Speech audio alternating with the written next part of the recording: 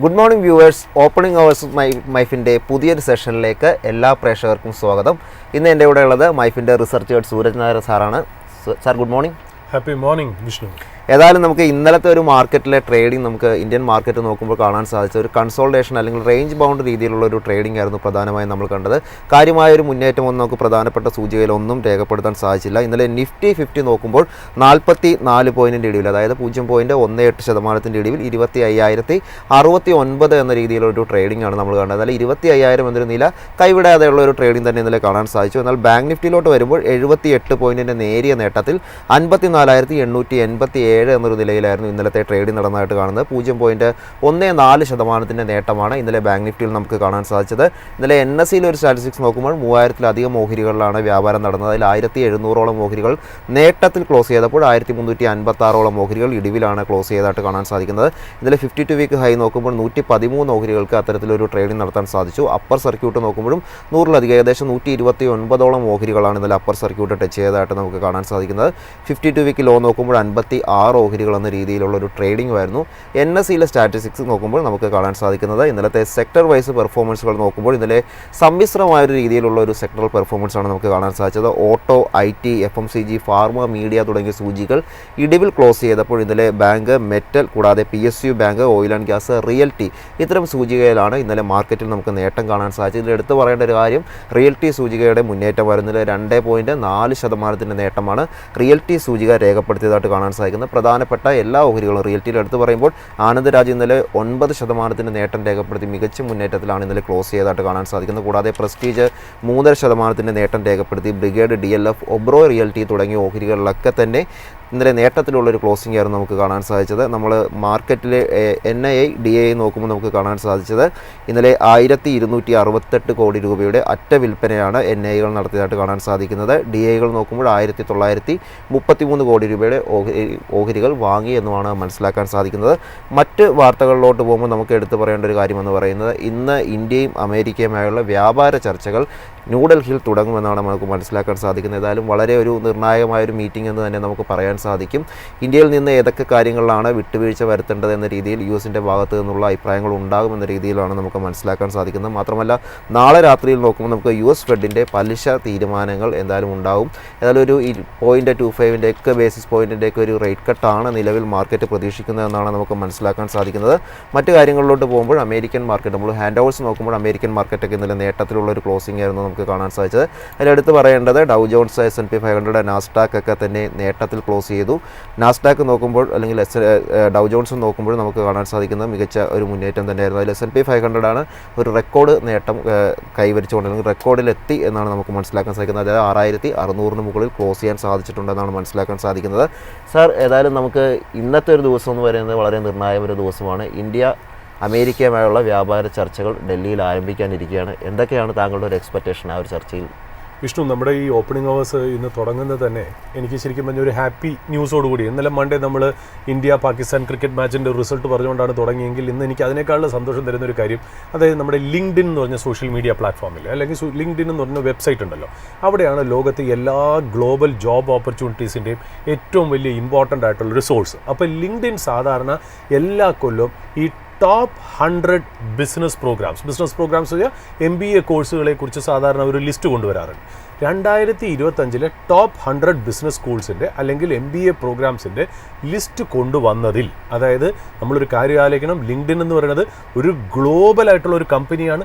ലോകത്തുള്ള മിക്ക ജോബ് ഓപ്പർച്യൂണിറ്റീസിനും ആൾക്കാർ അവരുടെ പ്രൊഫൈൽ ഇടുകയും റെസ്യൂമേഴ്സ് ഇടുകയും, അതുമാത്രമല്ല ഒരുപാട് നെറ്റ്വർക്കിംഗ് ഹാപ്പൻ ചെയ്യുന്ന ഒരു വെബ്സൈറ്റും സോഷ്യൽ മീഡിയ പ്ലാറ്റ്ഫോമാണ് ലിങ്ക്ഡിൻ എന്ന് പറയുന്നത്. അവരുടെ 2025 ഗ്ലോബൽ ടോപ്പ് 10 റാങ്കിങ്ങിൽ ആദ്യത്തെ ടോപ്പ് 10 MBA പ്രോഗ്രാംസിൽ ഇപ്രാവശ്യം 5 ഇന്ത്യൻ യൂണിവേഴ്സിറ്റീസ് ഫീച്ചർ ചെയ്യുക, അല്ലെങ്കിൽ 5 യൂണിവേഴ്സിറ്റി എന്ന് പറയാൻ പറ്റില്ല, 5 ബിസിനസ് സ്കൂൾസ് ഫീച്ചർ ചെയ്തു എന്നുള്ള വളരെ പ്രൗഡായിട്ടുള്ള ഒരു കാര്യം തന്നെയാണ്. കാര്യം നമുക്ക് അതിൻ്റെ ഇമ്പോർട്ടൻസ് എനിക്ക് ഭയങ്കര സിഗ്നിഫിക്കൻ്റ് ആയിട്ടാണ് തോന്നുന്നത്. അതായത് ലിങ്ക്ഡിൻ അങ്ങനത്തെ ഒരു കാര്യം പറയുമ്പോൾ ഇത് വേറെ ഒരു ആൾക്കാർ ആരും ഒരു സ്പോൺസർഷിപ്പ് ബേസ് ചെയ്തിട്ട് ചെയ്യുന്നതല്ല. സാധാരണ നമ്മൾ പല മാഗസീൻസും ടോപ്പ് 10 യൂണിവേഴ്സിറ്റി, ടോപ്പ് 100 യൂണിവേഴ്സിറ്റി എന്നൊക്കെ പറയുമ്പോൾ കുറച്ച് ബിസിനസ് സ്കൂൾസിൻ്റെ നിന്ന് പൈസയൊക്കെ മേടിച്ചിട്ട് സാധാരണ ചെയ്യുന്ന ഒരു ഇടപാടുകളാണ് നമ്മൾ കാണുന്നതെങ്കിലും ലിങ്ക്ഡിൻ എന്ന് പറയുന്നത് ഈ പറയുന്ന പോലെ എത്രയൊക്കെ ആൾക്കാർ റിക്രൂട്ട് ചെയ്യപ്പെടുന്നു, അല്ലാതെ എവിടെ ആൾക്കാർക്ക് ഏറ്റവും കൂടുതൽ പാക്കേജ് കിട്ടുന്നത് എവിടെ, ഇങ്ങനെയുള്ള കാര്യങ്ങൾ അനലൈസ് ചെയ്തിട്ടാണ് ഈ ലിസ്റ്റ് വരുന്നത്.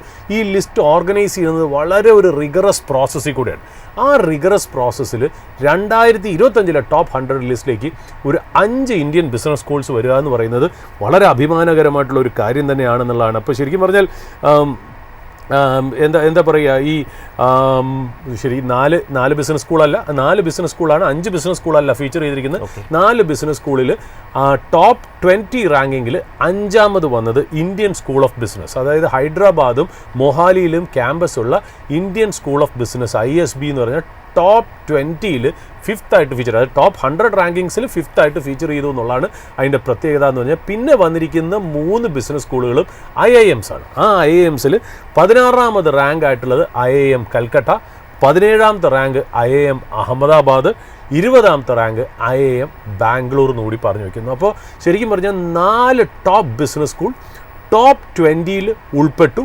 ടോപ്പ് 100 റാങ്കിങ്സിൽ, അത് ലിങ്ക്ഡിൻ്റെ നിന്ന് വന്നത് ശരിക്കും പറഞ്ഞാൽ ഒരു ഇന്ത്യൻ എന്ന രീതിയിൽ വളരെ സന്തോഷകരമായിട്ട്. അതുമാത്രമല്ല, എൻ്റെ മകനൊക്കെ ഒരു എഞ്ചിനീയറിംഗ് ഗ്രാജുവേറ്റ് ആയിട്ട് പഠിക്കുന്ന സമയത്ത് ഇങ്ങനത്തെയൊക്കെ ഒരു ന്യൂസുകൾ നമ്മളെ ഭയങ്കരമായിട്ട് സന്തോഷിപ്പിക്കുന്ന ഒരു കാര്യം തന്നെയാണ്. ഇപ്പോൾ വികസിത് ഭാരത് എന്ന് പറയുന്ന നമ്മുടെ ആ ജേണിയിലേക്ക് നമ്മൾ ഈ GDPയും ഇൻഫ്ലേഷനും ഇൻട്രസ്റ്റ് റേറ്റും അല്ലെങ്കിൽ CPI ഡേറ്റ മാത്രം പോരാ, നമ്മുടെ എഡ്യൂക്കേഷൻ സിസ്റ്റം കൂടെ നല്ല രീതിയിൽ ഡെവലപ്പ് ചെയ്യണം എന്നുള്ളതാണ് അതിനകത്ത് ഇമ്പോർട്ടൻ്റ് ആയിട്ടുള്ള കാര്യം. നമ്മൾ എപ്പോഴും ചോദിക്കും, നമ്മുടെ അടുത്ത് പല പ്രേക്ഷകരും ചോദിക്കും, എന്തുകൊണ്ടാണ് അമേരിക്ക ഇങ്ങനെ ഒരു ബുള്ളിയിങ് ചെയ്യുന്നത്? മറ്റുള്ള രാജ്യങ്ങളുടെ മുകളിൽ അമേരിക്ക എന്തുകൊണ്ടാണ് ഇത്രയും വലിയ ഒരു പ്രഷർ അമേരിക്ക കൊടുക്കുന്നത്? അത് ലോകത്തിലെ ഏറ്റവും വലിയ മിലിറ്ററി സൂപ്പർ പവർ ആയതുകൊണ്ടാണോ? Yes, America military super power ആയത് മാത്രമല്ല, അവിടുത്തെ പേട്രിയോട്ടിക് ജനങ്ങൾ, അവരുടെ കോസ്മോപൊളിറ്റൻ കൾച്ചർ, അവിടുത്തെ ഫിനാൻഷ്യൽസ് ആൻഡ് ബാങ്കിങ് ഇൻസ്റ്റിറ്റ്യൂഷൻസ്, അവരുടെ വാൾ സ്ട്രീറ്റ്, ഡോളർ, അവരുടെ കറൻസി, ഇതൊക്കെ അമേരിക്കയെ ഒരു വലിയ രാജ്യമായിട്ട് മാറ്റുമ്പോഴും അവരുടെ ഏറ്റവും വലിയൊരു അഡ്വാൻറ്റേജ് ആയിരുന്നത്, ഏറ്റവും വലിയ സ്ട്രെങ്ത് ആയിരുന്നത് അവരുടെ യൂണിവേഴ്സിറ്റീസ് ആണെന്നുള്ളത്. അപ്പോൾ നമ്മുടെ ഇവിടുന്ന് തന്നെ എത്രയോ സ്റ്റുഡൻസ്, ഇപ്പോൾ ഞാനൊക്കെ എഞ്ചിനീയറിംഗ് പഠിച്ചു കഴിഞ്ഞിട്ട് ശരിക്കും പറഞ്ഞാൽ എൻ്റെ കൂടെയുള്ള സകല ബാച്ച്മേറ്റ്സും അവിടെ ഒരു പോസ്റ്റ് ഗ്രാജുവേഷന് വേണ്ടിയിട്ട് പോയി എന്നുള്ളതാണ് അതിൻ്റെ പ്രത്യേകത. അവരുടെ ഈ ഐവി ലീഗും അവരുടെ യൂണിവേഴ്സിറ്റീസും അവരുടെ സ്കൂളിങ്ങും എഡ്യൂക്കേഷനും, അതായത് അവിടുത്തെ ആ ഒരു innovation led, research and development led ആയിട്ടുള്ള ഏറ്റവും നല്ല ബ്രെയിനി പ്രൊഫസേഴ്സ് ഉള്ള യൂണിവേഴ്സിറ്റി, അവരുടെ ആ എഡ്യൂക്കേഷൻ സിസ്റ്റമാണ് ശരിക്കും പറഞ്ഞാൽ അമേരിക്ക ഇന്നത്തെ അമേരിക്കയായിട്ട് മാറ്റിയതെന്നുള്ളത്. അപ്പോൾ ഒരു രാജ്യം വികസിക്കുന്നതിൻ്റെ കൂടെ അതിൻ്റെ എഡ്യൂക്കേഷൻ സിസ്റ്റവും കൂടി വികസിപ്പിച്ച് പോയാൽ മാത്രമേ ഒരു രാജ്യം അതിൻ്റെ ലക്ഷ്യസ്ഥാനത്ത് എത്തുള്ളൂ എന്നുള്ളതിൻ്റെ ഇമ്പോർട്ടൻ്റ് ആയിട്ടുള്ള ഒരു ഉദാഹരണമാണ് അമേരിക്ക എന്ന് പറയുന്നത്. ഇന്ത്യ ആ രീതിയിൽ തന്നെ പോകുന്നു എന്നുള്ള രീതിയിൽ കാണുമ്പോൾ നമുക്കൊരു സന്തോഷം. ഈ 4 പേരൊന്നും പോരാ ഈ ടോപ്പ് 20 ലിസ്റ്റിൽ വരേണ്ടത്, അതിനേക്കാളും കൂടുതൽ ഇതിലേക്ക് വരണം. കാര്യം അത്രയ്ക്ക് മാത്രം ടാലൻ്റ് ഉണ്ട്, അത്രയ്ക്ക് മാത്രം ഇൻഫ്രാസ്ട്രക്ചർ ആൻഡ് കേപ്പബിലിറ്റി ഉണ്ട്, അത്രയ്ക്ക് മാത്രം central government and state government supports ഉള്ള ഒരു സിസ്റ്റമാണ് ഇന്ത്യൻ എഡ്യൂക്കേഷൻ സിസ്റ്റം എന്ന് പറയുന്നത്. അത് നല്ല രീതിയിൽ വരണം എന്ന് പറയുമ്പോൾ നമ്മൾ ഒരു കാര്യം കൂടി ആലോചിച്ച് നോക്കൂ. നമ്മൾ മലയാളി എന്ന രീതിയിൽ നമ്മൾ അന്തസ്സായിട്ട് പറയുന്നത് ഏറ്റവും കൂടുതൽ വിദ്യാഭ്യാസമുള്ള ഒരു സംസ്ഥാനം എന്ന് പറഞ്ഞിട്ട് പോലും ഇവിടെ നമുക്ക് ഇതേപോലെ ഒരു ബിസിനസ് സ്കൂളോ അല്ലെങ്കിൽ ഇതേപോലെ ഒരു ടോപ്പ് റാങ്കിങ് യൂണിവേഴ്സിറ്റിയോ നമുക്ക് കൊണ്ടുവരാൻ പറ്റാത്തതിൽ നമ്മൾ ഒന്നുകൂടി വീണ്ടും വിചാരം നടത്തണം എന്നുള്ള ഒരു ആമുഖം കൂടെ ഞാനൊന്ന് പറഞ്ഞു വെക്കുന്നു.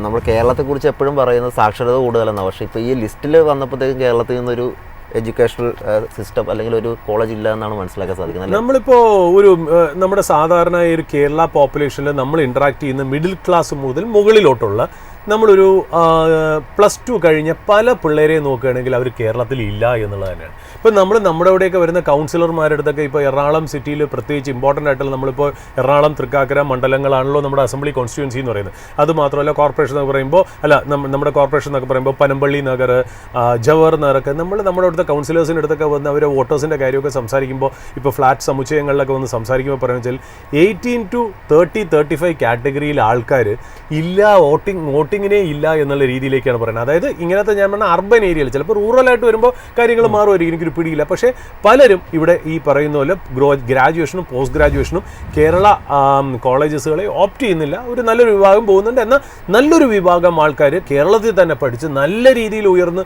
വലിയ വലിയ സ്ഥാനങ്ങളിലേക്ക് വന്ന ചരിത്രവും നമ്മുടെ മുന്നിലുണ്ട് എന്നുള്ളതാണ്. അപ്പം നമ്മൾ രണ്ട് വശവും പറയണം. കേരളത്തിൻ്റെതായ ഗുണങ്ങളുണ്ട്.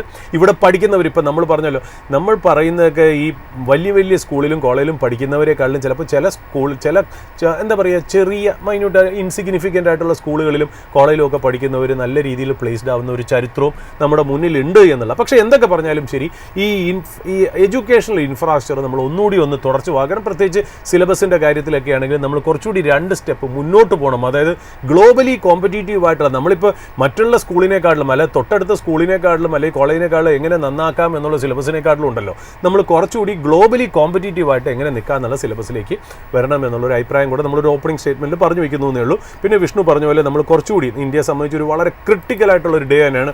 വിഷ്ണു പറഞ്ഞത് വളരെ 100% കറക്റ്റാണ് എന്നുള്ളതാണ് കാര്യം. ഇന്ന് ഡൽഹി വിജ്ഞാൻ ഭവനിൽ ഈ പറയുന്ന പോലെ ഒരു ടോക്ക് നടക്കുന്നുണ്ട് എന്നുള്ളതാണ്. അതായത് US-നെ റെപ്രസെൻറ്റ് ചെയ്ത് chief negotiator and assistant US trade representative, assistant USTR എന്നാണ് ആ പൊസിഷനെ പറയുന്നത്, for south and central Asia. അദ്ദേഹത്തിൻ്റെ പേര് ബ്രണ്ടൻ ലിഞ്ച് എന്നാണ്. അദ്ദേഹം ഇന്നലെ രാത്രി ഇന്ത്യയിലെത്തി. ഇന്ന് ഇന്ത്യൻ കോമേഴ്സ് ഡിപ്പാർട്ട്മെൻറ്റ് സെക്രട്ടറി, അതായത് കോമേഴ്സ് ഡിപ്പാർട്ട്മെൻറ്റിലെ സ്പെഷ്യൽ സെക്രട്ടറിയാണ് മിസ്റ്റർ രാജേഷ് അഗർവാൾ, അതായത് നമ്മുടെ ചീഫ് നെഗോഷിയേറ്ററും ആണെന്ന് തോന്നുന്നു ഈ ട്രേഡ് കാര്യങ്ങൾക്കായിട്ട്. ഇവർ രണ്ടുപേരും കൂടി ഒരു സിംഗിൾ ഡേ ടോക്ക് ഇന്ന് നടക്കുന്നു എന്നുള്ളത് വളരെ ഇമ്പോർട്ടൻ്റ് ആണ്. ഇത് ശരിക്കും പറഞ്ഞാലേ ഇത് മീറ്റിംഗ് ബിഫോർ മീറ്റിംഗ് ആയിട്ടാണ് ഇതിനെ കാണുന്നത്. ഇത് ശരിക്കും പറഞ്ഞാൽ ഇതൊരു ട്രേഡ് ഡീലിനെ കുറിച്ചുള്ള സംസാരമേ അല്ല, ട്രേഡ് ടോക്സിന് മുമ്പായിട്ടുള്ള ഒരു പ്രില്യൂഡ് മീറ്റിംഗ് ആയിട്ട്. അതായത് ഇതൊരു പ്രിക്കർസർ മീറ്റിങ്ങിനാണ്, ഇനി നടക്കാൻ പോകുന്ന മീറ്റിങ്ങിന് മുമ്പായിട്ട് നടക്കുന്ന ഒരു മീറ്റിംഗ് എന്ന് വേണമെങ്കിൽ നമുക്കിതിനെ വിശേഷിപ്പിക്കാം. ഒന്നാമത് ഈ പറയുന്ന പോലെ ബ്രണ്ടൻ ലിഞ്ച് എന്ന് പറയുന്ന വ്യക്തിയുടെ ഞാൻ അവരുടെ ഒരു ഡൊമൈൻ എക്സ്പെർട്ടീസ് നോക്കി. അദ്ദേഹത്തിൻ്റെ ഡൊമൈൻ എക്സ്പെർട്ടീസ് നോക്കുകയാണെങ്കിൽ അദ്ദേഹം 10 year എക്സ്പെർട്ടീസ് ഉണ്ട്. അതായത് അസിസ്റ്റൻറ്റ് US ട്രേഡ് റെപ്രസെൻറ്റേറ്റീവ് ആയിട്ടുള്ള 10 year എക്സ്പീരിയൻസ്, ഒരു ഡെക്കേഡോളം എക്സ്പീരിയൻസ് ഉള്ള ആളാണ്. അത് മാത്രമല്ല അദ്ദേഹത്തിന് വളരെ എക്സ്പെർട്ടീസ് ഉള്ള കാര്യങ്ങൾ എന്ന് പറഞ്ഞാൽ agriculture, manufacturing services, intellectual property rights, ഇങ്ങനത്തെ കുറേ കാര്യങ്ങളാണ് ശരിക്കും പറഞ്ഞാൽ അദ്ദേഹത്തിൻ്റെ ഡൊമൈൻ എക്സ്പെർട്ടീസ്. അപ്പോൾ അദ്ദേഹം വന്ന് നമ്മുടെ ഇവിടുത്തെ മിസ്റ്റർ രാജേഷ് അഗർവാൾ, അതായത് കോമേഴ്സ് ഡിപ്പാർട്ട്മെൻറ്റ് സ്പെഷ്യൽ സെക്രട്ടറി ആയിട്ടുള്ള ഒരു മീറ്റിംഗ് ശരിക്കും പറഞ്ഞാൽ ഇനി നടക്കാൻ പോകുന്ന മീറ്റിങ്ങിന് ശരിക്കും പറഞ്ഞാൽ ഒരു സൂചികയായി മാറാനായിട്ടുള്ള സാധ്യതകൾ വളരെ ഇതാണ്. ഇത് ശരിക്കും പറഞ്ഞാൽ വളരെ ഉറ്റുനോക്കേണ്ട ഒരു ഡിസിഷനാണ്. കാര്യം ഇന്ന് ഇത് നന്നായിട്ട് പോകുകയാണെന്നുണ്ടെങ്കിൽ ഇനി അങ്ങോട്ടുള്ള കാര്യങ്ങൾ വളരെ സ്മൂത്തായിട്ട് പോകും. നമുക്കറിയാലോ, ഇപ്പോൾ ഒരു 2 ആഴ്ചയായിട്ട് ട്രംപിൻ്റെ വാക്കുകളിൽ ചെറിയൊരു സോഫ്റ്റനിങ് ഉണ്ട്. അത് പറഞ്ഞ് നമ്മൾ ഇന്നലെ തീരുന്ന മുമ്പേ തന്നെ ഇന്നലെ രാത്രി US-ന്റെ ഒരു റെപ്രസെൻറ്റേറ്റീവ് വന്നു എന്നുള്ളത് വളരെ സ്വാഗതാർഹമായുള്ള കാര്യം. അതായത് US-നും ഈ ട്രേഡ് ഡീലായിട്ട് മുന്നോട്ട് പോകണം, ഇന്ത്യ ചൈനയുടെ കരങ്ങളിൽ ചെന്ന് എത്തരുത് എന്നുള്ളൊരു ഉദ്ദേശം കൂടി US-നുള്ളതുകൊണ്ടായിരിക്കാം കാര്യങ്ങളൊന്ന് ഫാസ്റ്റ് ആവണം. ഇത് നമുക്ക് കിട്ടിയ എന്താ പറയുക ഒരു ഗോൾഡൻ ചാൻസ് ആണ്. ഇത് നല്ല രീതിയിൽ തന്നെ ഉപയോഗിച്ച് മുന്നോട്ട് പോട്ടെ എന്നുള്ള രീതിയിലേക്ക് നമുക്ക് ആഗ്രഹിക്കാം എന്നുള്ളതാണ്. നമ്മളിപ്പോൾ US-ന്റെ കാര്യങ്ങൾ നോക്കുകയാണെങ്കിൽ, നമ്മളൊരു ഹാൻഡ് ഓവർ ഡീറ്റെയിൽസ് നോക്കുകയാണെങ്കിൽ ശരിക്കും US-ഉം ചൈനയും തമ്മിലുള്ള ഒരു ടോക്ക് തന്നെ നടക്കുന്നുണ്ട് എന്നുള്ള. അപ്പോൾ ട്രംപ് പറയുന്നത് വെച്ചാൽ we are trying very hard to have a negotiation with China. അതായത് ഞങ്ങളുടെ മാക്സിമം ട്രൈ ചെയ്യുന്നുണ്ട്, ചൈനയുടെ ഭാഗത്തു നിന്ന് ട്രൈ ചെയ്യുന്നുണ്ട്. ഞാൻ ഫ്രൈഡേ മിക്കവാറും ചൈനയുടെ ലീഡറായിട്ടുള്ള സി ജിങ് പിങ് ആയിട്ട് ഒരു ഡിസ്കഷനിലേക്ക് അല്ലെങ്കിൽ ഒരു ഫോൺ കോളിലേക്ക് പോകാനുള്ള ചാൻസുകൾ ഉണ്ട് എന്നുള്ള അദ്ദേഹം പറഞ്ഞു വയ്ക്കുന്നു. ഇവർ തമ്മിലുള്ള ഇപ്പോഴത്തെ ഡിസ്കഷനിൽ ഒരു ചെറിയൊരു സോർ പോയിന്റ് ഉണ്ട്. നമ്മൾ ഇന്നലെയും സൂചിപ്പിച്ചത്, അതായത് ടിക്ടോക്കിൻ്റെ കാര്യങ്ങൾ. അപ്പോൾ ഈ ടിക്ടോക്ക് എന്ന് പറഞ്ഞാൽ അമേരിക്കൻ പോപ്പുലേഷൻ ഒരുപാട് ഇഷ്ടമുള്ള ഒരു ആപ്പാണ്. പക്ഷേ അതിനകത്തൊരു പ്രോബ്ലം ഉണ്ട്. ആ ടിക്ടോക്കിൻ്റെ ഏറ്റവും പ്രശ്നം വെച്ചാൽ ഇതിനെക്കുറിച്ച് വാൺ ചെയ്തത് ആദ്യം ഒരു FBI-യുടെ ഒരു മുൻ ഡയറക്ടറാണ്. അദ്ദേഹം പറഞ്ഞു വെച്ചാൽ ചൈനയുടെ ഈ ആപ്പ് അമേരിക്കൻസ് ഒരുപാട് പേര് യൂസ് ചെയ്യുന്നുണ്ട്. ഈവൻ വാഷിങ്ടൺ, അതായത് വൈറ്റ് ഹൗസിന് പോലും അതിനകത്തൊരു അക്കൗണ്ട് ഉണ്ട് എന്നുള്ള. പക്ഷേ അവർ ഈ ആപ്പിനെ പല ഗവൺമെൻറ് ഒഫീഷ്യൽസും അവരുടെ മൊബൈലിൽ ഇൻസ്റ്റാൾ ചെയ്യാൻ സമ്മതിച്ചിട്ടില്ല. കാരണം എന്ന് വെച്ചാൽ US പറയുന്നത് 2-3 കാര്യങ്ങളാണ് ഈ ടിക്ടോക്കിന്. ഈ ടിക്ടോക്ക് ശരിക്കും പറഞ്ഞാൽ ചൈനയാണല്ലോ പ്രൊമോട്ട് ചെയ്യുന്നത്. അപ്പോൾ US-ൻ്റെ ഒരു പേടി, US-ൻ്റെ പേടി എന്നല്ല, US-ൻ്റെ ഒരു ആർഗ്യുമെൻ്റ് തന്നെ US പറയുന്നത് എന്താ വെച്ചാൽ ചൈന ഈ ടിക്ടോക്കിൽ കൂടി അവരുടെ അജണ്ട അമേരിക്കയിലേക്ക് പുഷ് ചെയ്യാൻ ശ്രമിക്കുന്നു. ഒന്ന്. രണ്ടാമത്, അമേരിക്കൻ ജനതയെ ഡിവൈഡ് ചെയ്യാൻ നോക്കുന്നു. അമേരിക്കയുടെ നെഗറ്റീവ്സിനെയൊക്കെ ശരിക്കും പറഞ്ഞാൽ ഒന്ന് എൻകറേജ് ചെയ്ത് കാണിക്കുന്നു. നാലാമത്, ഇതുവഴി അവർ ശരിക്കും പറഞ്ഞാൽ അമേരിക്കയുടെ ജനങ്ങളുടെ തോട്ട് പ്രോസസ്സിനെ ഇൻഫ്ലുവൻസ് ചെയ്യുന്നു, ഓൾട്ടർ ചെയ്യുന്നു, ഡിസ്റപ്റ്റ് ചെയ്യുന്നു. മാത്രമല്ല യൂസേഴ്സിൻ്റെ ഡേറ്റയും കൂടെ അവർ വലിച്ചെടുക്കുന്നു എന്നുള്ള രീതിയിലേക്കാണ് ഈ ടിക്ടോക്കിനെതിരെയുള്ള ഒരു ആക്ഷേപം വന്നെന്നുള്ളത്. അപ്പോൾ ശരിക്കും പറഞ്ഞാൽ FBI-യുടെ ഒരു ഫോർമർ ഡയറക്ടറാണ് ഇത് ആദ്യം പറഞ്ഞതെന്നുള്ള. എന്നിട്ട് 2020 ട്രംപ് പറഞ്ഞത് എന്താ വെച്ചാൽ ഇതിനകത്ത് എന്താ നിങ്ങൾ ഇങ്ങനെ പോവുകയാണെങ്കിൽ ശരിയാവില്ല. നിങ്ങൾ ശരിക്കും പറഞ്ഞാൽ ഒന്നില്ലെങ്കിൽ ഇതൊന്ന് ഷട്ട് ഡൗൺ ചെയ്യണം. അതായത് നിങ്ങൾ ഷട്ട് ഡൗൺ ചെയ്യണം, അല്ലെങ്കിൽ നിങ്ങൾ ഇതിൻ്റെ ഓണർഷിപ്പ് മാറ്റി ഞങ്ങൾക്ക് തരണം എന്നുള്ള രീതിയിലേക്കാണ് അവർ പറഞ്ഞിരിക്കുന്നത് എന്നുള്ള കാര്യം. അത്രയ്ക്ക് മാത്രം ടിക്ടോക്കിൽ അമേരിക്കൻ സിറ്റിസൺസ് വളരെ ഗ്ലൂഡ് ആണ് എന്നുള്ളതാണ്. അതിൽ US ഭയങ്കരമായിട്ട് പേടിക്കുകയും ചെയ്യുന്നു എന്നുള്ളത്. ശരിക്കും ഒരു സമയത്തെ ഈ 2020 ഇങ്ങനത്തെയൊക്കെ പ്രശ്നം ഉണ്ടായിരുന്ന സമയത്ത്, അതായത് ട്രംപ് പറഞ്ഞല്ലോ ഒന്നില്ലെങ്കിൽ നിങ്ങൾ ഇതിൻ്റെ ഓണർഷിപ്പ് ഞങ്ങൾക്ക് തരാം, അല്ലെന്നുണ്ടെങ്കിൽ നിങ്ങൾ ഇത് ക്ലോസ് ചെയ്തിട്ട് പോവുക എന്നൊക്കെ പറഞ്ഞപ്പോൾ നമ്മുടെ മൈക്രോസോഫ്റ്റ് നമ്മുടെ സത്യ നാഡലയുടെ കീഴിൽ ശരിക്കും പറഞ്ഞാൽ അവരൊരു ബില്യൺസ് ഓഫ് ഡോളേഴ്സിൻ്റെ ഒരു ഓഫർ ടിക്ടോക്കിന് വെച്ചു. അത് മെറ്റീരിയലൈസ് ചെയ്തില്ല. അത് കഴിഞ്ഞിട്ട് ഒറാക്കിൾ വന്നു. ഒറാക്കിളിൻ്റെ ലാരി എലിസണും ഈ പറഞ്ഞ പോലെ ഇതേപോലെ ഒരു പ്രൊപ്പോസൽ ഇട്ടു. അന്ന് അതും നടന്നില്ല എന്നുള്ളതാണ്. എന്നിട്ട് 2022 ഒരു ടെമ്പററി മെഷർ എന്നുള്ള രീതിയിൽ ഈ ടിക്ടോക്കിൻ്റെ പുറകിലുള്ള ഡേറ്റ സ്റ്റോർ ചെയ്തിരുന്നത് ഒറാക്കിളിൻ്റെ ക്ലൗഡ് സർവീസസിലാണ്. അതായത് ഒറാക്കിൾ എന്നതിൻ്റെ അമേരിക്കൻ കമ്പനിയാണല്ലോ. അതായത് പുറത്തോട്ട് ഈ ഡേറ്റ കൊടുക്കാൻ താല്പര്യമില്ല എന്നുള്ളൊരു കൺസിഡറേഷനിൽ 2022 ഒരു ടെമ്പററി പാക്റ്റ് എന്ന രീതിയിൽ ഒറാക്കിളാണ് ഇവരുടെ back and cloud data handle ചെയ്തതെന്നുള്ളതാണ്. 2024 ബൈഡൻ അഡ്മിനിസ്ട്രേഷൻ വന്നിട്ട് ശരിക്കും പറഞ്ഞ ഒരു ലെജിസ്ലേഷൻ കൊണ്ടുവന്നു. അതായത് ആ ലെജിസ്ലേഷൻ പറയുന്നത് വെച്ചാൽ ടിക്ടോക്കിനടുത്ത് പറഞ്ഞതെന്ന് വെച്ചാൽ ഈ ബൈറ്റ് ഡാൻസ് എന്നൊരു കമ്പനിയാണ് ടിക്ടോക്കിൻ്റെ പ്രൊമോട്ടർ. ടിക്ടോക്കിൻ്റെ മദർ കമ്പനി എന്ന് പറഞ്ഞാൽ ബൈറ്റ് ഡാൻസ് എന്ന കമ്പനി. അപ്പോൾ ബൈറ്റ് ഡാൻസിനോട് പറയുന്നത് വെച്ചാൽ 9 മാസത്തിനുള്ളിൽ നിങ്ങൾ ഇതിനകത്ത് ടിക്ടോക്കിന് ഒരു തീരുമാനം എടുത്തില്ല എന്നുണ്ടെങ്കിൽ നിങ്ങൾ ഷട്ട് ഡൗൺ ചെയ്ത് ഇവിടെ ഒരു ബാനിങ്ങിന് തയ്യാറായിക്കോളൂ എന്ന് പറഞ്ഞു. എന്നാൽ ട്രംപ് വരുമ്പോൾ, ട്രംപ് കുറച്ചുകൂടി ഒരു ബിസിനസ് ഓറിയൻറ്റഡ് ആയിട്ടുള്ള ഒരു വ്യക്തിയാണല്ലോ. അദ്ദേഹം ട്രാൻസാക്ഷണലായിട്ടാണ് എല്ലാ കാര്യങ്ങളെയും കാണുന്നത്. അപ്പോൾ അദ്ദേഹം ഇപ്പോൾ വന്നതിന് ശേഷം ഈ ബൈഡൻ്റെ ഈ ബാൻ ഉണ്ടല്ലോ അതിനെ ഒന്ന് എക്സ്റ്റെൻഡ് ചെയ്ത് പോകുമായിരുന്നു. കാര്യം ട്രംപിനെ സംബന്ധിച്ച് ഈ ടിക്ടോക്കിൻ്റെ ഓണർഷിപ്പ് ഏറ്റെടുക്കുക എന്നുള്ള രീതിയിലേക്കാണ് വന്നതെന്നുള്ളതാണ്. അപ്പോൾ ഇപ്പോൾ അടുത്ത കാലത്ത്, അതായത് ഇപ്പോൾ 2 ദിവസമായിട്ട് നമ്മൾ ചൈനയും US തമ്മിലുള്ള ട്രേഡ് ഡിസ്കഷനിൽ ഇപ്പോൾ സ്കോട്ട് ബെസന്റ്, അതായത് US ട്രേഡ് സെക്രട്ടറി പറയുന്നത് വെച്ചാൽ ടിക്ടോക്കിൻ്റെ കാര്യത്തിൽ ഒരു തീരുമാനമായി. അത് അമേരിക്കൻ ഓണർഷിപ്പിലേക്ക് ടിക്ടോക്ക് വരുന്നു. അമേരിക്കൻ ജനതയ്ക്ക് ടിക്ടോക്ക് എൻജോയ് ചെയ്യാനുള്ള സമയം ഇനിയും ഉണ്ട് എന്നുള്ള രീതിയിലേക്ക് പറഞ്ഞു വയ്ക്കുന്നു എന്നുള്ളതാണ്. അപ്പോൾ നമ്മൾ കേൾക്കുന്നത് സോഴ്സസ് പറയുന്നത് വീണ്ടും ലാരി എലിസൺ, അതായത് ഒറാക്കിളിൻ്റെ ലാരി എലിസൺ ഹെഡ് ചെയ്യുന്ന ഒരു ഗ്രൂപ്പ് ആയിരിക്കാം മിക്കവാറും ടിക്ടോക്കിനെ മേടിക്കുന്നതെന്നല്ല. ഇപ്പോൾ ലാരി എലിസൺ ഇപ്പോൾ എപ്പോഴും ഹെഡ്ലൈനിൽ നിൽപ്പുണ്ട്. അതായത് വേൾഡ്സിലെ റിച്ചസ്റ്റ് മാൻ ആയിട്ട് ഇലോൺ മസ്കിനെ ബീറ്റ് ചെയ്ത ആ ഒരു സ്റ്റേറ്റസിലാണല്ലോ, ആ സ്റ്റേച്ചറിലാണ് അദ്ദേഹം നിൽക്കുന്നതെന്നുള്ള. അപ്പോൾ ആ ടിക്ടോക്ക് എന്ന് പറയുന്നത് USഉം ചൈനയും തമ്മിലുള്ള ട്രേഡ് ടോക്സിൻ്റെ ഒരു ഇമ്പോർട്ടൻറ്റ് ഭാഗമാണ്. ആ ടിക്ടോക്കിന് ഒരു റെസൊല്യൂഷൻ ഉണ്ടായി എന്നുള്ളതാണ് ശരിക്കും പറഞ്ഞാൽ ഇപ്പോൾ കിട്ടുന്ന ഒരു ഇൻഫർമേഷൻ. എന്നാൽ ബൈറ്റ് ഡാൻസിൻ്റെ ഇന്ന് നമുക്ക് ഇൻഫർമേഷൻ ഒന്നും നമുക്ക് കിട്ടിയിട്ടില്ല എന്നുള്ളതാണ്. നമുക്ക് ഏതായാലും കുറച്ചുകൂടെ ഒന്ന് കാര്യങ്ങൾ ക്ലിയർ ആവേണ്ടതായിട്ടുണ്ട് ഈ ടിക്ടോക്കിനെ നമുക്ക് ശരിക്കും പറഞ്ഞാൽ അങ്ങനെ എഴുതിത്തള്ളേണ്ട ഒരു ആപ്പ് അല്ല എന്നുള്ളത് നമുക്ക് മനസ്സിലാവണം എന്നുള്ള. ഇപ്പം നമ്മൾ US മാർക്കറ്റിലേക്ക് വരികയാണെങ്കിൽ ശരിക്കും ഇന്നലെ good day on Wall Street, അതായത് S&P നാസ്ഡാക്കും പുതിയ ഹൈയിലേക്ക് തന്നെ പൊക്കോണ്ടിരിക്കുന്നു. പെർഫോം ചെയ്യുന്ന മാർക്കറ്റ് പെർഫോം ചെയ്തുകൊണ്ടിരിക്കുന്നു. എന്നാൽ ഇന്ത്യ വീണ്ടും 2 സ്റ്റെപ്പ് ബാക്കിലേക്ക് നിൽക്കുന്നു. അത് ഇന്ത്യയുടെ ഓവർ വാല്യൂഷൻ തന്നെയാണ് കാരണം എന്നുള്ള. ഇപ്പോൾ ഡൗ ജോൺസ് നമ്മൾ നോക്കുകയാണെങ്കിൽ 0.11% അപ്പായിരുന്നു ഡൗ ജോൺസ്. നാസ്ഡാക്ക് എന്ന് പറയുന്നത് 0.94% അപ്പായിരുന്നു. S&P 500 എന്ന് 0.47% അപ്പാണ്. അതായത് ഇപ്പോൾ ഇന്നലത്തെ മാർക്കറ്റിൽ നടന്ന ഒരു പ്രത്യേകത വെച്ചാൽ ഈ ആൽഫാബറ്റിൽ ഈ ഗൂഗിളിൻ്റെ mother company it becomes the fourth US company to surpass $3 trillion market cap. അതായത് $3 ട്രില്യൺ മാർക്കറ്റ് ക്യാപ്പ് കടക്കുന്ന 3ാമത്തെ കമ്പനിയായി ആൽഫാബറ്റ്, 4ാമത്തെ കമ്പനിയായി മാറി എന്നുള്ള. അപ്പോൾ NVIDIA ആയി, മൈക്രോസോഫ്റ്റായി, ആപ്പിളായി, ഇപ്പോൾ ആൽഫാബെറ്റും കൂടെ വന്നിരിക്കുന്നു എന്നുള്ളതാണ്. $3 ട്രില്യൺ എന്ന് പറഞ്ഞാൽ ഒരു കമ്പാരിസൺ ഞാൻ പറയാം. ഇന്ത്യൻ GDP എന്ന് പറയുന്നത് $4 ട്രില്യൺ ആണ് എന്നുള്ള. അപ്പോൾ ആ സൈസിലേക്ക് മാറി എന്നുള്ളതാണ് നമ്മൾ മനസ്സിലാക്കേണ്ടതെന്നുള്ള. പിന്നെ US ഇപ്പോൾ ഈ പറഞ്ഞ പോലെ ഫെഡറൽ പോളിസി FOMC മീറ്റിൽ റേറ്റ് കട്ട് എത്രയാണ് എന്നുള്ളതാണ് ഇപ്പോഴത്തെ ഏറ്റവും ഇമ്പോർട്ടൻ്റ് ആയിട്ട് US മാർക്കറ്റ് ഡിസ്കസ് ചെയ്യുന്നത്. ഏതാണ്ട് 100% അവിടുത്തെ എക്കണോമിസ്റ്റുകളും എക്സ്പേർട്ടും വിശ്വസിക്കുന്നത് ഒരു 25 ബേസിസ് പോയിന്റ്സ് കട്ട് ചെയ്യും എന്നുള്ളതാണ്. നമുക്ക് ശരിക്കും പറഞ്ഞാൽ അവിടെ വെനസ്ഡേ ആഫ്റ്റർനൂൺ യുണൈറ്റഡ് സ്റ്റേറ്റ്സ് ടൈമിൽ US ടൈമിലാണ് ശരിക്കും പറഞ്ഞാൽ ഈ ഡിസിഷൻ വരുന്നത്. നമ്മളെ സംബന്ധിച്ച് തേഴ്സ്ഡേ ഏർലി മോർണിംഗിലായിരിക്കും നമുക്കിത് വരുന്നത്. അപ്പോൾ അന്നത്തെ, അതായത് തേഴ്സ്ഡേ മോർണിംഗിൽ ഓപ്പണിംഗ് അവേഴ്സിൽ നമുക്ക് ഇതിൻ്റെ ഒരു ക്ലിയർ ക്ലാരിറ്റി ഉണ്ടാവും.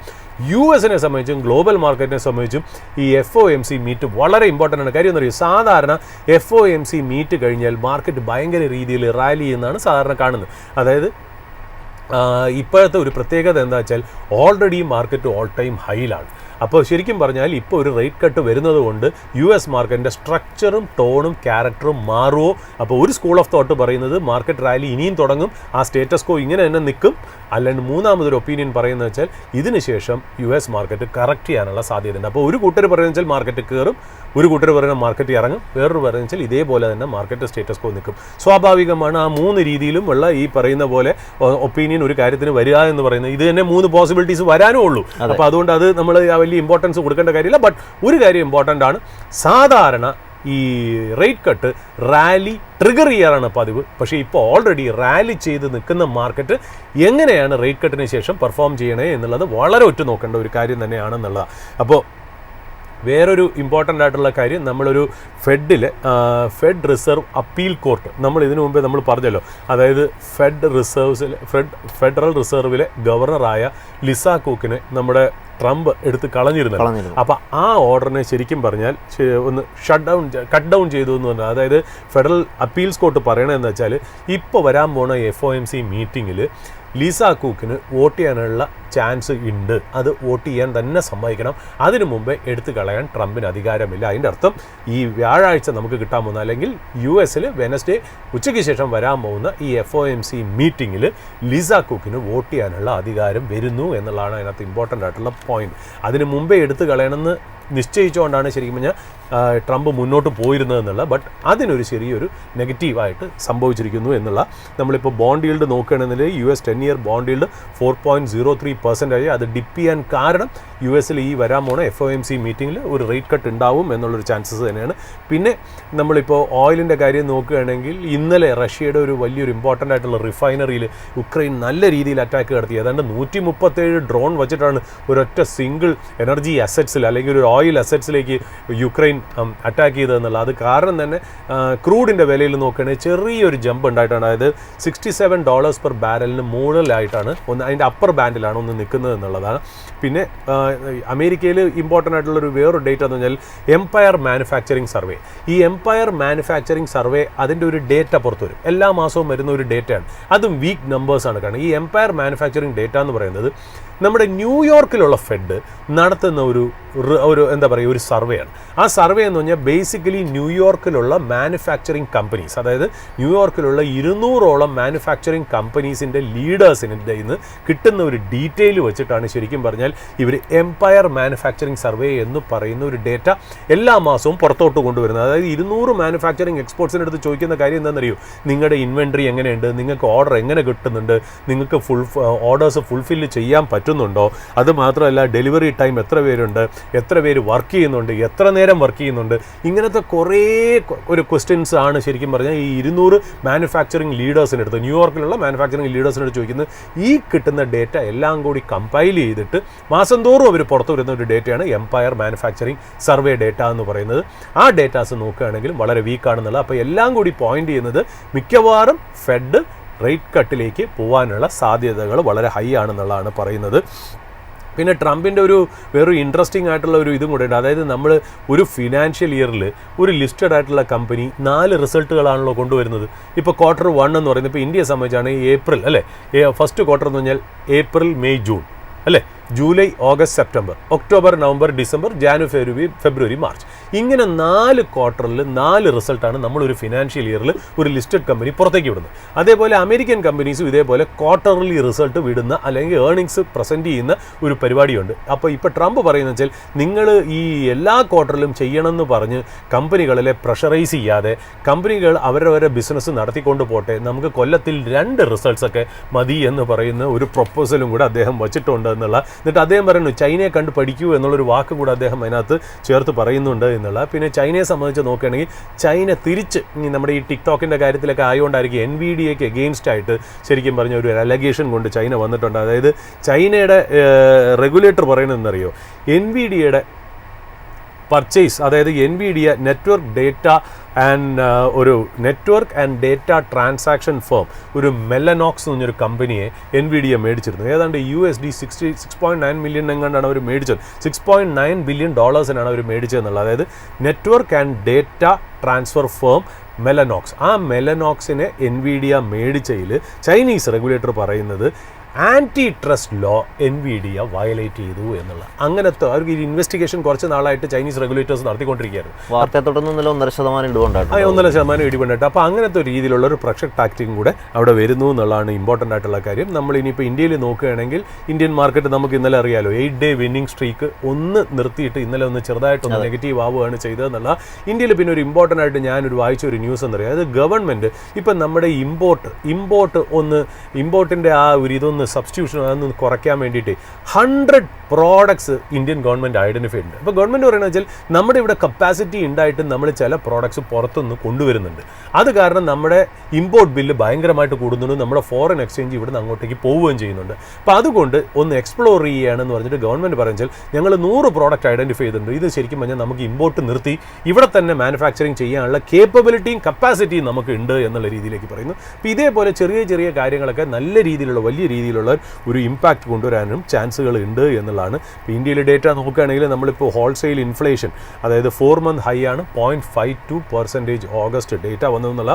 പിന്നെ ഓഗസ്റ്റ് എക്സ്പോർട്സിൻ്റെ ഫിഗർ നോക്കുകയാണെങ്കിൽ 6.7% റൈസ് വന്നിട്ടുണ്ട് കഴിഞ്ഞ കൊല്ലത്തിനേക്കാളും. പക്ഷേ അതിനകത്ത് വലിയ എക്സൈറ്റഡ് ആവേണ്ട കാര്യമില്ല. കാര്യം വെച്ചാൽ ഈ ഓഗസ്റ്റ് സമയമായപ്പോൾ നമ്മുടെ ഇവിടുന്നുണ്ടല്ലോ ശരിക്കും പറഞ്ഞാൽ ഒരുപാട് സാധനങ്ങൾ പുറത്തേക്ക് നമ്മൾ എക്സ്പോർട്ട് ചെയ്തു. കാര്യം വെച്ചാൽ അവിടെ ഓഗസ്റ്റ് 25-27 കൂടിയായിരുന്നല്ലോ നമ്മുടെ ആ ട്രംപിൻ്റെ പുതിയ ഒരു ടാരിഫ് വരുന്നത്. ആ ടാരിഫ് അല്ലെങ്കിൽ ആ റിവ്യൂ വരുന്നതിന് മുമ്പായിട്ട് ഈ ശരിക്കും പറഞ്ഞാൽ നമ്മൾ ഒരുപാട് എക്സ്പോർട്ട് ഫ്രണ്ട് ലോഡ് ചെയ്തിരുന്നു ഓഗസ്റ്റ് മാസം. അപ്പോൾ കുറേ പേരിങ്ങനെ ക്യൂ നിന്ന് അയച്ച ഒരു ചരിത്രം നമുക്കുണ്ടായിരുന്നു ഓഗസ്റ്റിൽ. അപ്പോൾ അതുകൊണ്ട് തന്നെ ആയിരിക്കണം ഈ ഓഗസ്റ്റിലെ ഫിഗേഴ്സ് ഇത്തിരി ഹൈ ആയിട്ട് കാണിക്കണം. അപ്പോൾ അതിനകത്ത് വലിയ ഇതൊന്നും നമ്മൾ നോക്കാനില്ല എന്നുള്ളതാണ് നമുക്ക് ഇമ്പോർട്ടൻ്റ് ആയിട്ട് വരുന്ന കാര്യം. ഇന്ത്യൻ മാർക്കറ്റിനെ സംബന്ധിച്ച് ഈ പറയുന്ന പോലെ ഇന്നത്തെ ട്രേഡ് ടോക്ക് വളരെ ഇമ്പോർട്ടൻ്റ് ആണ്. പിന്നെ മാർക്കറ്റിൽ എനിക്ക് ചെറിയൊരു കാര്യം പറഞ്ഞു വയ്ക്കാനുള്ള ഒരു കാര്യം എന്താ വെച്ചാൽ നമ്മൾ സാധാരണ 2024 സെപ്റ്റംബർ ഒക്ടോബർ മുതലാണല്ലോ ഇന്ത്യൻ മാർക്കറ്റ് കറക്റ്റ് ചെയ്ത്. നമുക്കറിയാം നമ്മുടെ പല ആൾക്കാരും പല പ്രേക്ഷകരും അല്ലെങ്കിൽ മാർക്കറ്റിൽ പാർട്ടിസിപ്പേറ്റ് ചെയ്യണ കുറേ റീറ്റെയിൽ ഇൻവെസ്റ്റേഴ്സ് ആരും തന്നെ മാർക്കറ്റിൽ ഹാപ്പി അല്ല. കാര്യം എന്ന് വെച്ചാൽ എല്ലാവരും പറയണത് ഇന്ത്യൻ മാർക്കറ്റ് കറക്റ്റ് ചെയ്തില്ലേ. ശരിയാണ്, ഇന്ത്യൻ മാർക്കറ്റ് നല്ല ഭേദപ്പെട്ട രീതിയിൽ കറക്റ്റ് ചെയ്തു. ഒരു നിഫ്റ്റി സെൻസെക്സ് ലെവൽ നോക്കുകയാണെങ്കിൽ കറക്റ്റ് ചെയ്തു. ഇനി അത് മാത്രമല്ല ഫ്യൂച്ചേഴ്സ് ആൻഡ് ഓപ്ഷൻസിൽ പ്ലേ ചെയ്യുന്ന വ്യക്തികൾക്കും നല്ല രീതിയിൽ പ്രോഫിറ്റബിൾ ആയിട്ടുണ്ടാകും. ബട്ട് ഇൻഡിവിജ്വൽ സ്റ്റോക്സ് മേടിച്ച പലർക്കും ഏറ്റവും കൂടുതൽ പൈസ കിട്ടിയ കാലഘട്ടമായിരുന്നു ഈ 2025 എന്നുള്ള കാര്യത്തിൽ യാതൊരു സംശയവുമില്ല. അതായത് പല സ്റ്റോക്കുകളും 50%, 60%, 70%. ഇന്നലെ തന്നെ ഞാൻ നോക്കിയപ്പോഴേ ഈ ആനന്ദ്രാജ് ഇൻഡസ്ട്രീസ് 10% ആണ്. അതായത് 10% return in A single day. അതായത് ഡേറ്റാ സെൻറ്ററിന് വേണ്ടിയിട്ട് ചിലപ്പോൾ 20 year ടാക്സ് ഹോളിഡേ ഗവൺമെൻറ് കൊണ്ടുവരാൻ ചാൻസ് ഉണ്ട് എന്നുള്ള പത്രമാധ്യമ റിപ്പോർട്ടിലാണ് ഈ ആനന്ദ്രാജ് കയറിയത്. അല്ലാതെ തന്നെ ആനന്ദ്രാജ് എന്ന് പറഞ്ഞാൽ ലാസ്റ്റ് 2 to 3 years ഗംഭീര പെർഫോമർ ആയിരുന്നു. ഒരു 12% മുകളിൽ പോയെന്ന് എനിക്ക് തോന്നുന്നു.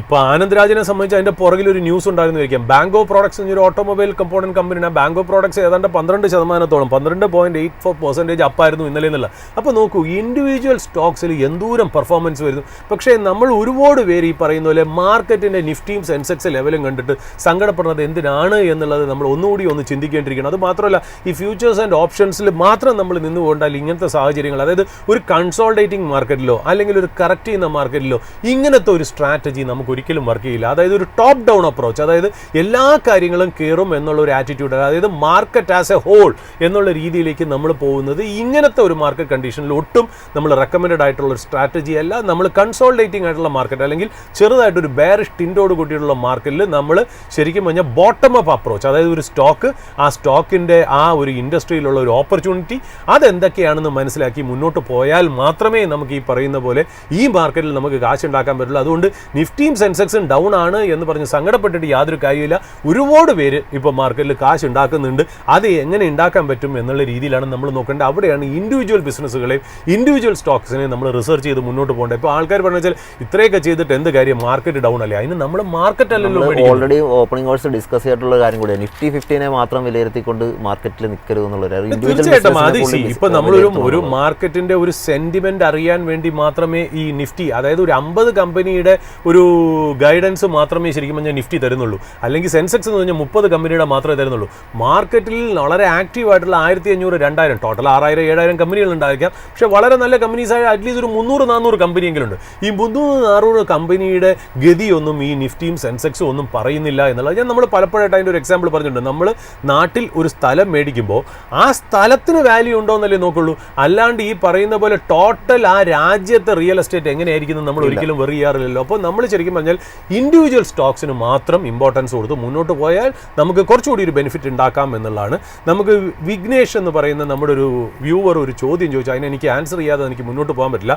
അദ്ദേഹം ചോദിച്ചത് നമുക്ക് എവിടെയാണ് ഈ മാർക്കറ്റ് കണ്ടീഷൻസിനെ കുറിച്ച് പഠിക്കാനും ഇൻഡസ്ട്രിയെക്കുറിച്ച് അറിയാനും ഏതെങ്കിലും ഒരു നല്ല സൈറ്റോ നല്ലൊരു സോഴ്സോ ഉണ്ടെങ്കിൽ പറഞ്ഞു തന്നാൽ ഞങ്ങളെപ്പോലുള്ളവർക്ക് വളരെ ഉപകാരമായിരിക്കും എന്നുള്ളതാണ്. ശരിക്കും പറഞ്ഞാൽ മാർക്കറ്റിൽ ഒരുപാട് സോഴ്സസും ഒരുപാട് ന്യൂസ് ചാനൽസും ഒരുപാട് സോഴ്സുകളുണ്ടെങ്കിലും ഞാൻ ബേസിക്കലി പറയുന്നൊരു കാര്യമുണ്ട്. നമ്മൾ സാധാരണ എഞ്ചിനീയർ, ഞാനിപ്പോൾ ഒരു ഇലക്ട്രോണിക്സ് ആൻഡ് കമ്മ്യൂണിക്കേഷൻ എഞ്ചിനീയറാണ്. എങ്കിലും നമ്മൾ എപ്പോഴും പറയുന്ന കാര്യം എന്താ, ഈ electronics, computer science, data science എന്നൊക്കെ പറഞ്ഞെങ്കിലും ഇതൊക്കെ എന്താ പറയുക ഒരു സീസണൽ ആയിട്ടുള്ള ഒരു എഞ്ചിനീയറിംഗ് ഡിഗ്രീസാണ്. കോർ എഞ്ചിനീയറിംഗ് ഡിഗ്രി നമ്മൾ എപ്പോഴും പറയുന്നത് മെക്കാനിക്കലും സിവിലും ഈ പറയുന്ന ഇലക്ട്രിക്കൽ ആൻഡ് ഇലക്ട്രോണിക്സ് ഒക്കെയാണ്. കാരണം അവിടെയൊക്കെയാണ് ശരിക്കും പറഞ്ഞാൽ ഒരു ബേസിക് ആയിട്ടുള്ള കാര്യങ്ങൾ പഠിപ്പിച്ച് മുന്നോട്ട് പോകണമെന്നുള്ളത്. അതുപോലെ തന്നെ നമുക്ക് ഒരുപാട് വെബ്സൈറ്റ്സും ഒരുപാട് ആപ്ലിക്കേഷൻസും ഒരുപാട് വീഡിയോസും ഒക്കെ ഉണ്ടെങ്കിൽ ഞാൻ പറയുന്നത് പേപ്പർ വായിക്കുക എന്നുള്ളതാണ് അതിനകത്ത് ഏറ്റവും ഇമ്പോർട്ടൻറ്റ്. അതായത് പേപ്പറിൽ വരുന്ന ഡെയിലി കാര്യങ്ങൾ ശരിക്കും പറഞ്ഞാൽ നമ്മൾ അനലൈസ് ചെയ്ത് വെച്ച് അതിനെ സപ്പോർട്ട് ചെയ്യാൻ വേണ്ടിയിട്ട് വേണം നമ്മൾ സൈറ്റ്സും ആപ്ലിക്കേഷനും. അതായത് നമുക്കിപ്പോൾ ട്രേഡ് ഡെഫിസിറ്റ് എന്ന് പറയുന്നത് ഒരു ഫിഗർ ശരിക്കും പറഞ്ഞാൽ ഒരു ന്യൂസ് പേപ്പർ കൊടുത്തു എന്ന് വിചാരിക്കുക. എന്താണ് ട്രേഡ് ഡെഫിസിറ്റ്, എന്തൊക്കെയാണ് ട്രേഡ് ഡെഫിസിറ്റിൻ്റെ കമ്പോണൻസ്, ഇന്ത്യയും മറ്റുള്ള രാജ്യങ്ങൾ നമ്മൾ ട്രേഡ് ഡെഫിസിറ്റ് എന്താണെന്നുള്ള കാര്യങ്ങളൊക്കെ നമുക്ക് പിന്നെ നെറ്റിൽ ശരിക്കും പറഞ്ഞാൽ ടൈപ്പ് ചെയ്ത് നോക്കിയാൽ തരുന്ന ഒരുപാട് സോഴ്സുകൾ ഉണ്ടെന്നുള്ള. അപ്പോൾ ന്യൂസ് പേപ്പറിൽ ഡെയിലി നമ്മൾ ഇൻവോൾവ് ചെയ്ത് നമ്മുടെ ലൈഫിൻ്റെ എന്താ പറയുക ഒരു പല്ല് തേക്കുക കുളിക്കുക എന്ന് പറയുന്ന പോലെ ഒരു മിനിമം ഒരു സിംഗിൾ പിങ്ക് പേപ്പറെങ്കിലും ഒരു ബിസിനസ് ന്യൂസ് പേപ്പറെങ്കിലും വായിച്ചു പോകുന്നത് നിങ്ങളുടെ ജീവിതത്തിനെ വലിയ രീതിയിൽ മാറ്റും. ഇപ്പോൾ ഞാൻ ബിസിനസ് സ്റ്റാൻഡേർഡ്, ഇപ്പോൾ എക്കണോമിക് ടൈംസ് പോലും ഞാൻ അധികം ഡിപ്പെൻഡ് ചെയ്യാറില്ല, ഹിന്ദു ബിസിനസ് ലൈൻ പോലും ഞാൻ ഡിപ്പെൻഡ് ചെയ്യാറില്ല. ബിസിനസ് സ്റ്റാൻഡേർഡ് എന്ന പത്രത്തിൻ്റെ ഒരു ആർഡൻറ്റ് ഫാനാണ് ഞാൻ. അതായത് വളരെ കൺസർവേറ്റീവ് ആയിട്ടുള്ള പത്രം, പക്ഷേ കൺസർവേറ്റീവ് മതി എനിക്കെന്നുള്ള. അപ്പോൾ ആ പത്രം ശരിക്കും പറഞ്ഞാൽ അതിൻ്റെ ടോപ്പ് ടു ബോട്ടം കഴിവതും സമയമുണ്ടെങ്കിൽ അത് വായിക്കാൻ ശ്രമിക്കുന്നു. അതിനകത്തുള്ള ഇമ്പോർട്ടൻറ്റ് കാര്യങ്ങൾ ഞാൻ എഴുതി വെക്കുന്നു, അതിൽ അറിഞ്ഞുകൂടാത്ത കാര്യങ്ങൾ ഞാൻ നെറ്റിൽ സെർച്ച് ചെയ്യുന്നു.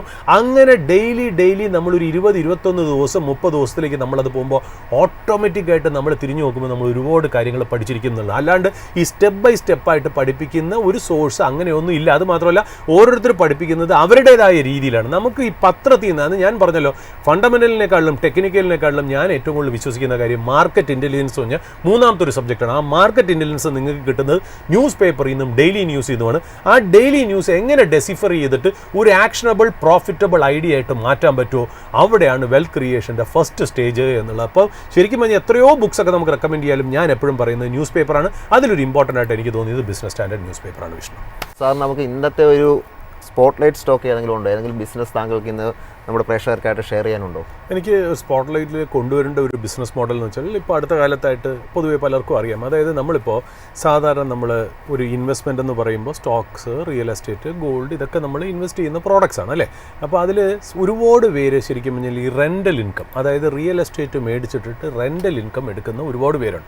അപ്പോൾ ശരിക്കും പറഞ്ഞാൽ റെൻ്റൽ ഇൻകം ഏറ്റവും കൂടുതൽ ബെനിഫിറ്റ് ചെയ്യുന്നത് നമുക്ക് പരമ്പരാഗതമായിട്ട് കിട്ടുന്ന സ്ഥലങ്ങളിൽ കൂടെ റെൻറ്റ് കിട്ടുന്നതാണ് ശരിക്കും പറഞ്ഞാൽ പ്രോഫിറ്റബിൾ. അല്ലെങ്കിൽ നമുക്കിപ്പോൾ ഒരു പ്രശ്നം പറ്റുന്നതെന്ന് വെച്ചാൽ ഇപ്പോൾ നമ്മൾ ഒരു കോടിക്ക് ഒരു സ്ഥലം മേടിച്ചു, 1 crore ഒരു സ്ഥലം മേടിച്ചു എന്ന് വയ്ക്കാം.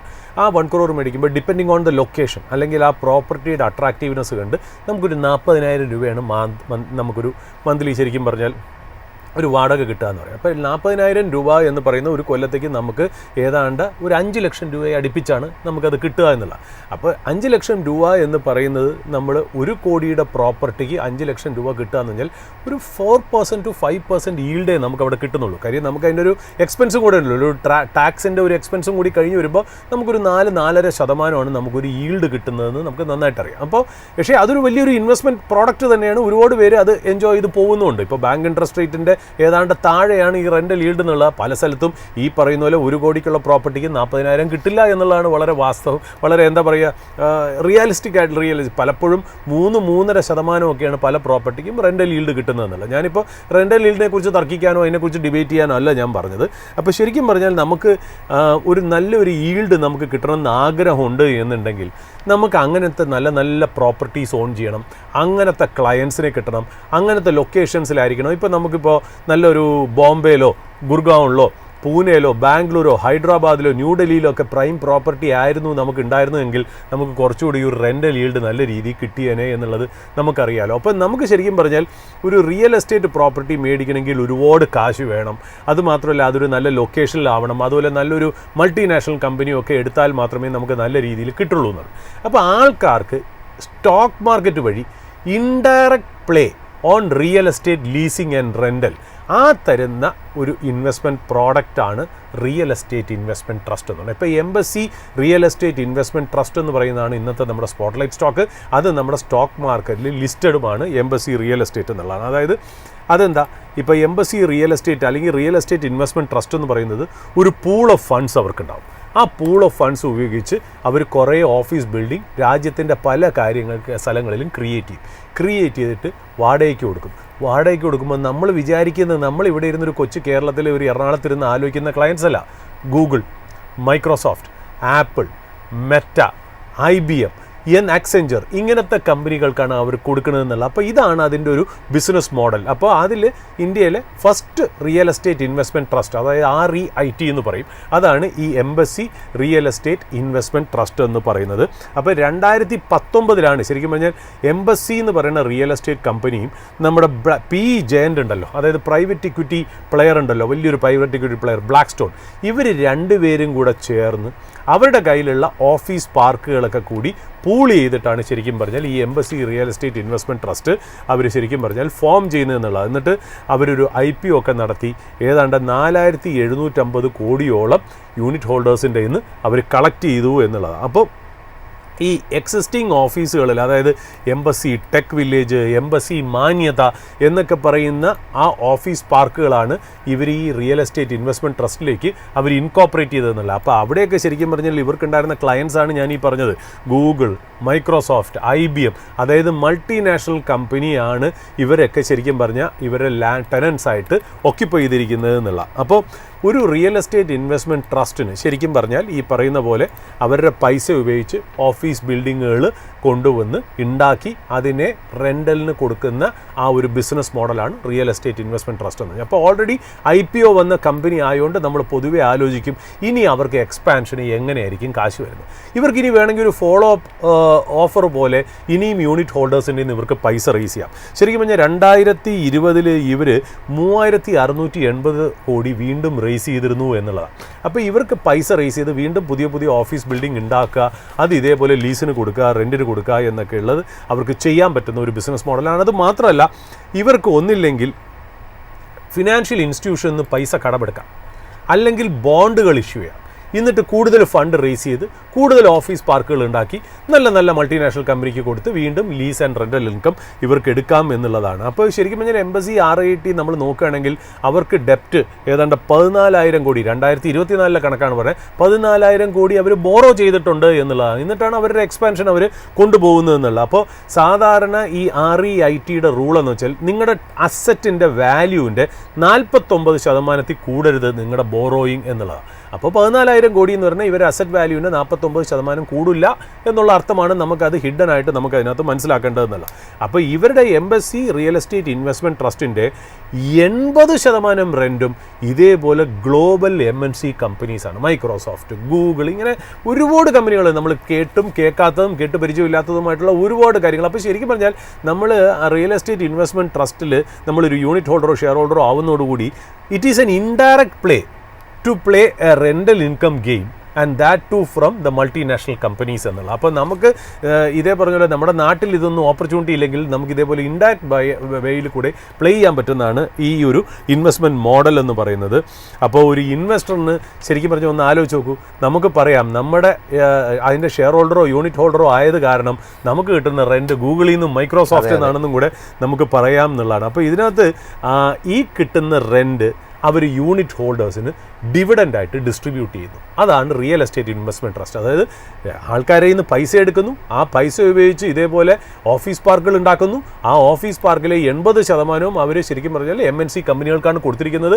അത് മാത്രമല്ല ഇനി വരാൻ പോകുന്നത് അവർ നന്നായിട്ടങ്ങ് മാർക്കറ്റ് ചെയ്ത് MNCകളെ കൊണ്ടുവരെ അത്രയ്ക്ക് മാത്രമേ. ഇതിൻ്റെ ഓഫീസ് പാർക്ക് കണ്ടു കഴിഞ്ഞാൽ നമ്മളെ ശരിക്കും പറഞ്ഞാൽ ഈ അമേരിക്കൻ സിലിക്കൺ വാലി എന്നൊക്കെ പറയുന്ന രീതിയിലാണ് ഇവരുടെ ബാംഗ്ലൂരിലേക്ക് ഓഫീസൊക്കെ കണ്ടാൽ നമ്മൾ കൊതിച്ചു പോകും. കാഫറ്റേറിയ ആയിട്ട്, റെസ്റ്റോറൻറ്റ് റെസ്റ്റോറൻറ്റ്സ് ആയിട്ട് പബ്ബൊക്കെ ആയിട്ട് ഭയങ്കര നല്ല രീതിയിലാണ് ചെയ്യുന്നതെന്നുള്ളത്. അപ്പോൾ മൾട്ടിനാഷണൽ കമ്പനീസിന് അവിടെ ശരിക്കും പറഞ്ഞാൽ അവിടെ ഒരു ഓഫീസ് സ്പേസ് ഇടാൻ വളരെ താല്പര്യമുണ്ട് എന്നുള്ള. അപ്പോൾ ഇവരുടെ ബിസിനസ് മോഡൽ എന്ന് പറഞ്ഞാൽ ഇവരുടെ കയ്യിൽ നിന്നൊക്കെ റെൻറ്റ് കളക്ട് ചെയ്തിട്ട് അതൊരു ഡിവിഡൻഡ് ഇൻകം ആയിട്ട് യൂണിറ്റ് ഹോൾഡേഴ്സിന് അവർ ഡിസ്ട്രിബ്യൂട്ട് ചെയ്യുന്നു എന്നാണ്. അപ്പോൾ നമ്മളിതിന് റിയൽ എസ്റ്റേറ്റ് ഇൻവെസ്റ്റ്മെൻറ്റ് ട്രസ്റ്റ് ശരിക്കും പറഞ്ഞാൽ നമ്മൾ സ്റ്റോക്ക് മാർക്കറ്റിൽ സ്റ്റോക്കിൻ്റെ ക്യാപിറ്റൽ മാർക്കറ്റിൽ എങ്ങനെയാണോ മ്യൂച്വൽ ഫണ്ട്സ്, അതായത് മ്യൂച്വൽ ഫണ്ട്സ് ആൾക്കാരുടെ നിന്ന് പൈസ പൂൾ ചെയ്ത് പല ഷെയറുകളിൽ ഇൻവെസ്റ്റ് ചെയ്യുന്നു, എന്നിട്ട് അത് ഈ പറയുന്ന പോലെ ക്യാപിറ്റൽ അപ്രീസിയേഷൻ ഉണ്ടാവുന്നു. അതായത് നിങ്ങൾ യൂണിറ്റ് മേടിക്കുമ്പോൾ ആ യൂണിറ്റിന് ഒരു ക്യാപിറ്റൽ അപ്രീസിയേഷൻ ഉണ്ടാവുന്നു, അതുകൂടാതെ നിങ്ങൾക്ക് ഡിവിഡൻഡും കിട്ടുന്നു അല്ലേ.